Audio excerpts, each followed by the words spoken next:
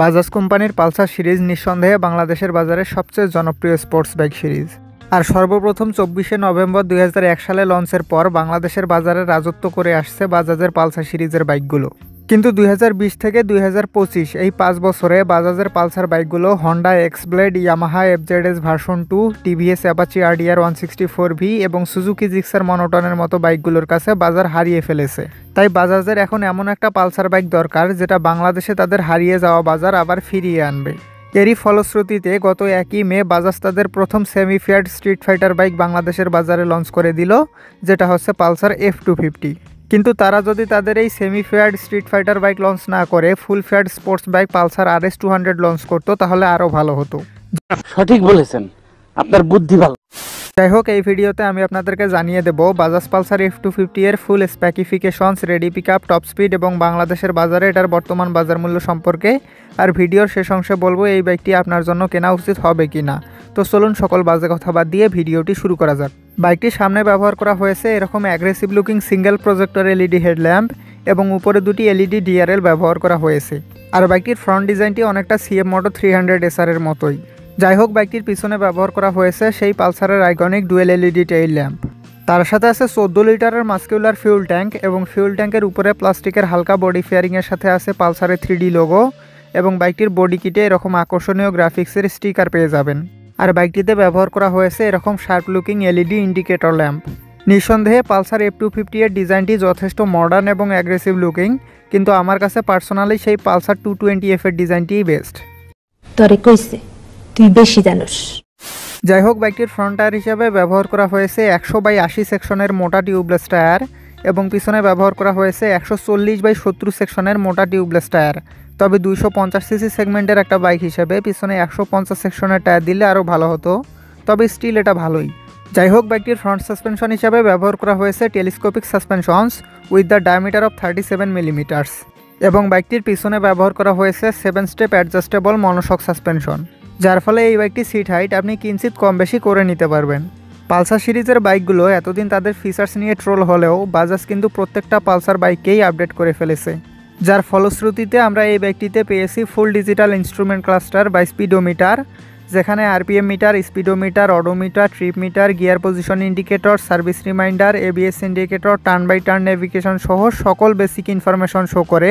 তার সাথে আছে ব্লুটুথ কানেক্টিভিটি, যার ফলে আপনি আপনার স্মার্টফোনকে এই মিটারের সাথে কানেক্ট করতে পারবেন এবং সেখানে কল অ্যালার্ট এবং SMS অ্যালার্ট সহ বেশ কিছু বেসিক ইনফরমেশন পেয়ে যাবেন। তবে এই বাইকটিতে রোড মুড, রেইন মুড বা অফরোড মুডের মতো কোনো স্পেসিফিক রাইড মুডস নেই।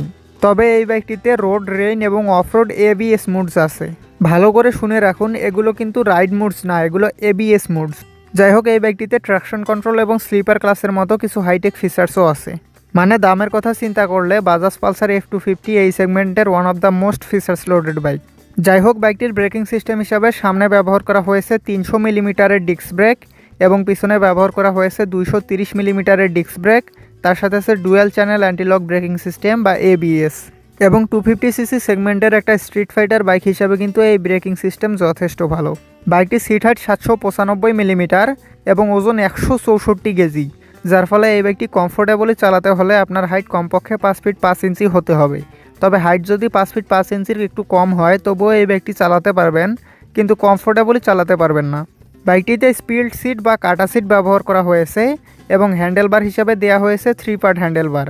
কিন্তু 3 পার্ট হ্যান্ডেলবার ব্যবহার করা হলেও এই বাইকটির সিটিং পজিশন যথেষ্ট আপরাইট, যার ফলে এই বাইকটির রাইডিং পশ্চারও খুবই কমফোর্টেবল। তবে অভিযোগ রয়েছে এটার পিলিয়ন সিটটি খুব একটা কমফোর্টেবল না, মানে এই বাইকটির পিছনে যদি আপনি কাউকে বসান তাহলে সে খুব একটা স্বাচ্ছন্দ্য বোধ করবে না। বাইকটির গ্রাউন্ড ক্লিয়ারেন্স 165 মিলিমিটার এবং ওভারঅল লেন্থ 1989 মিলিমিটার, যেটা ভারত বা বাংলাদেশের রাস্তার প্রেক্ষাপটে যথেষ্ট ভালো। তবে হ্যাঁ, অনেক সময় দেখা যায় বাজাজ পালসার 150 এর পিছনে যদি কাউকে বসানো হয় তাহলে এটার নিচের অংশটি বাংলাদেশের রাস্তার বড় বড় স্পিড ব্রেকারে ঘষা খায়। আর এই সেম সমস্যাটি এই বাইকটির সাথেও হবে, কারণ দুটোরই গ্রাউন্ড ক্লিয়ারেন্স একদম সেম। যাই হোক, এবার চলে আসি এই বাইকটির আসল পয়েন্ট, ইঞ্জিনে। বাজাজ পালসার F250 এর ইঞ্জিন হিসাবে ব্যবহার করা হয়েছে 4 স্ট্রোক সিঙ্গেল সিলিন্ডার 2 ভ্যালভের অয়েল কুলড SOAC BS6 কমপ্লায়েন্টের ফিউল ইনজেক্টেড ইঞ্জিন, যেটার ইঞ্জিন ডিসপ্লেসমেন্ট 249.07 cc। তবে বাজাজ যদি এই বাইকটিতে 2 ভ্যালভের ইঞ্জিন ব্যবহার না করে 4 ভ্যালভের ইঞ্জিন ব্যবহার করতো তাহলে আরও ভালো হতো। বিশেষ করে এটা হাই স্পিডে গিয়ে আর ভাইব্রেশন করতো না, এটার হাই স্পিডে একটু ভাইব্রেশন বা ল্যাগ করার সমস্যা আছে। তবে এই বাইকটির রাইডার তো আর টপ ইন পর্যন্ত সবসময় নিয়ে যাবে না।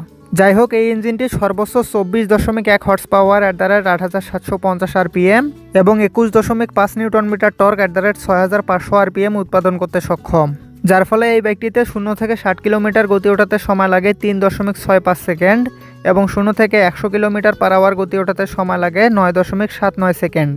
আর এই বাইকটিতে প্রায় 141 kilometre per hour top speed পাওয়া যায়, যেটা একটা 250 সিসি সেগমেন্টের বাইক হিসাবে খুব একটা ভালো না হলেও একটা স্ট্রিট ফাইটার বাইক হিসাবে কিন্তু যথেষ্ট ভালো।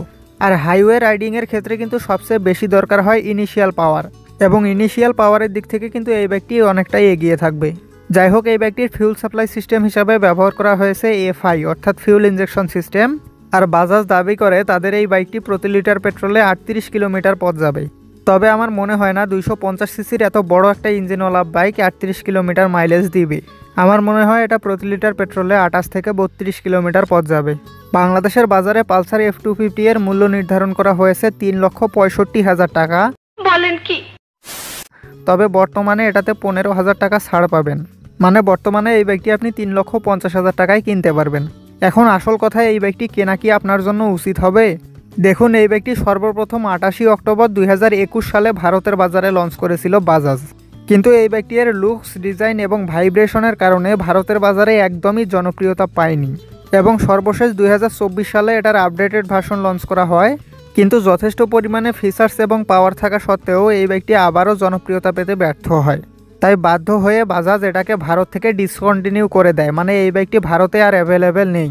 আর এজন্যই হয়তো বাংলাদেশের বাজারে এই বাইকটিকে লঞ্চ করা হয়েছে। আর যেহেতু ইয়ার বাঙালি, তাই আমাদেরকে অন্য দেশের উগলে দেওয়া জিনিস দিয়েই চালাতে হবে। বারবার শুধু আমার উপরেই কেন? মানে একবার চিন্তা করে দেখুন, যেটা ভারতের বাজারে একদমই জনপ্রিয়তা পায়নি সেটিকে আবার বাংলাদেশে নিয়ে আসা হয়েছে, যেখানে বাংলাদেশিরা অনেকদিন থেকে অপেক্ষা করে আছে নতুন পালসার NS 160, পালসার NS 200 এবং পালসার RS 200 এর জন্য। কিন্তু এসব কথা যদি আপনি মাথা থেকে ঝেড়ে ফেলে দিয়ে এই দামে এই বাইকটির লুকস, পাওয়ার, পারফরমেন্স এবং ফিচার্সের কথা চিন্তা করেন, তাহলে স্টিল এটা কিন্তু যথেষ্ট ভালো।